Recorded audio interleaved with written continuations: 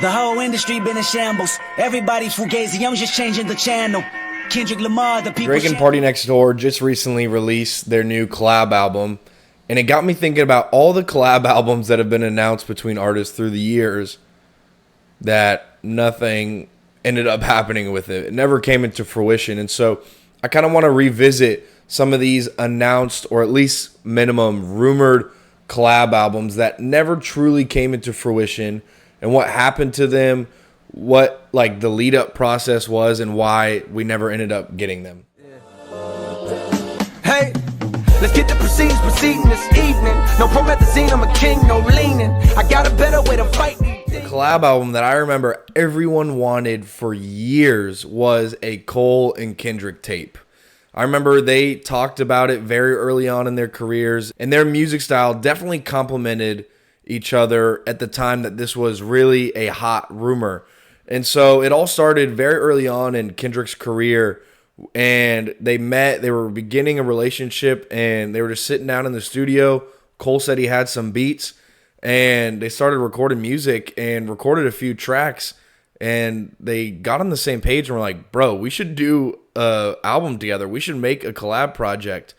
And that's kind of where it stopped. Like, it was an idea, and I know that there was rumors for some time, but nothing ever really ended up happening. Cole said in an interview a couple years ago that they kind of put that project to bed because they felt like in order to deliver a project at that caliber that they know that they can do, that they can make, and that fans would expect from a Kendrick and Cole album, it would take a long time to really make it that level of quality, and their schedules just didn't allow it, which is unfortunate. But I really don't think that we're going to get this ever. I know that they've said that. I know that they said it's not coming out. But, like, based off of 7 Minute Drill and his diss to Cole on Like That, I don't think we're ever getting this album. And honestly, would it be cool if it still came out?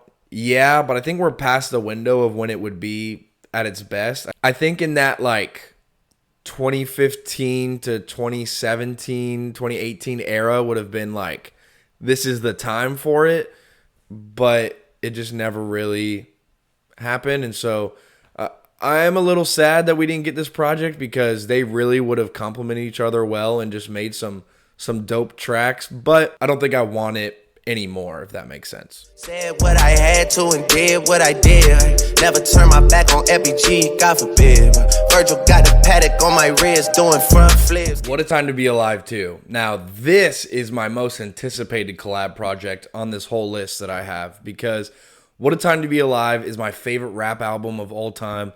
I love Drake and Future when they collaborate. They don't know how to not make a good song, and so a sequel and a follow-up to What a Time to Be Alive, one of my favorite albums, I was all in on. I remember Life is Good came out, and right around that time that track releases when the rumors started swirling and there being some reports and speculations that Drake and Future were working on a follow-up to What a Time to Be Alive, and so I was pumped. I couldn't be more excited, and then nothing really happened, and then the dreaded... Now, I like the song, but I hate the implications that it has on Drake and Future's relationship because now we know we're definitely never getting a What a Time to Be Alive 2 because now they're beefing, which is just so unfortunate, bro. It's so sad. And I guess there was a rumor or report that a reason that the Drake and Future dispute and beef even started happening was because Future felt some type of way about Drake kind of putting What a Time to Be Alive 2 on pause to focus on making Her Loss with 21 Savage, which I know that album's got its fans, but I would have 10 times out of 10 much rather preferred a What a Time to Be Alive 2 than Her Loss or a 21 Savage collab album. It's so sad that this is how history played out, but it is what it is. It's not looking like it's going to happen anytime soon. But Drake has put beefs to bed with a lot of artists that he used to beef with. So maybe it's still there, but I don't know. It's not looking strong.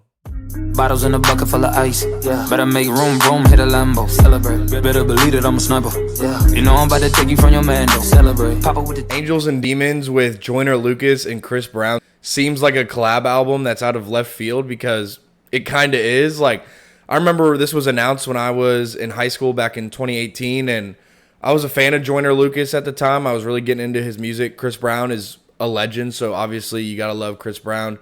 And when they announced that they were coming out with an album, I thought it was a little weird, but I was open to it, and I absolutely loved the lead single, Stranger Things. What a banger. Like, that song is still so good. Absolutely love it. And then they had I Don't Die, which not as good as Stranger Things, but still good. And this seemed like the most concrete, likely album, honestly, out of all of them on this list, because then we get another single, Just Let Go, and then silence. That was it. I don't really know what happened. The album never came out. The artist never said anything about the album.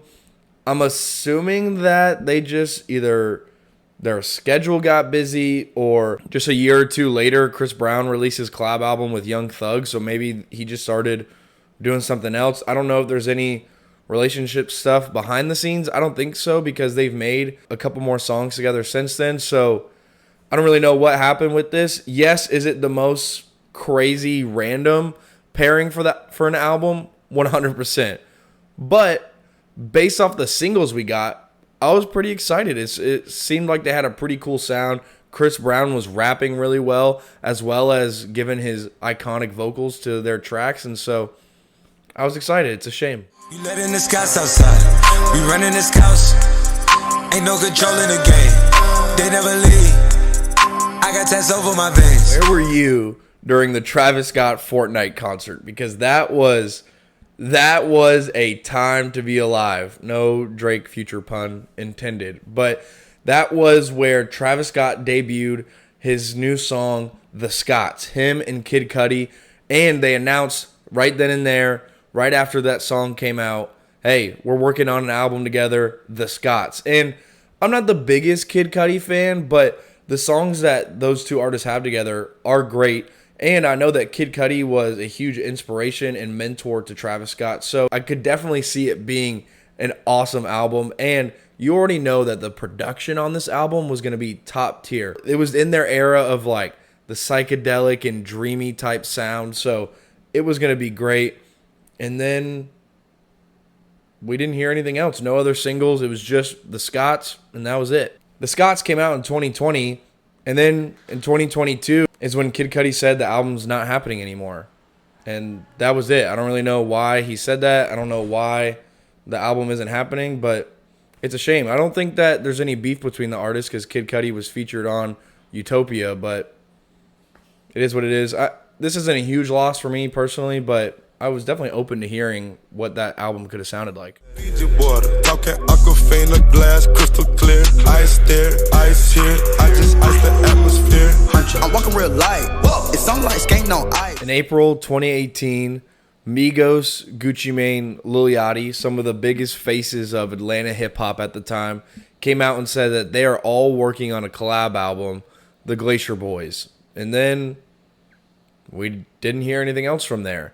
I thought the song Solitaire was great. It's catchy. It's fun. I think that a whole album of that may not be the best, but I think it could have some solid bangers, some solid tracks. Definitely some stuff that you're going to want to put on your playlist. And then just a few months after that, Lil Yachty in an interview said they felt like what they had wasn't really up to par with the kind of music they're wanting to release, that it just wasn't up to their standard. And then instead of tweaking it or fixing it or modifying it, it just never came out, which is a shame. But I don't think that this is a huge loss. I think that these artists collaborate frequently enough to where we get good music, solid music from them all the time. And I don't think we needed a collab album, but I was definitely curious to check it out. I've done things for him I thought that he never would need. Father had to stretch his hands out and get it from me. I pop style for 30 hours, then let him repeat. Now you popping up with the jokes, I'm dead, I'm asleep. Late 2016, Billboard started popping up saying Calabasas is the new Abu Dhabi.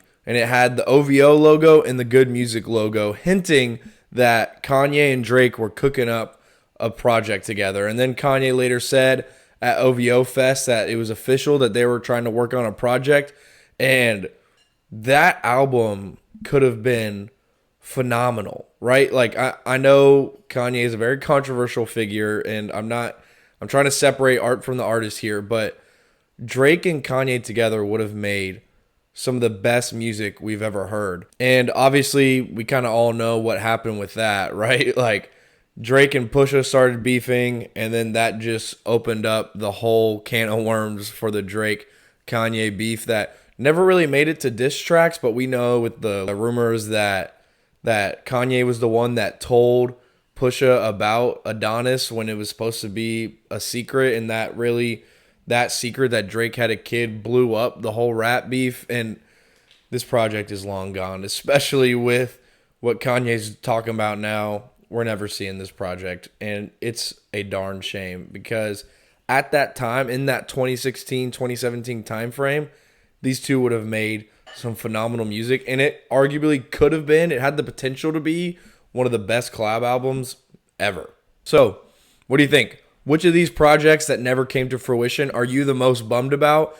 And what are some two artists that maybe they've never announced a collab album, or they have a few tracks together that would make a great collab album? Let me know in the comments.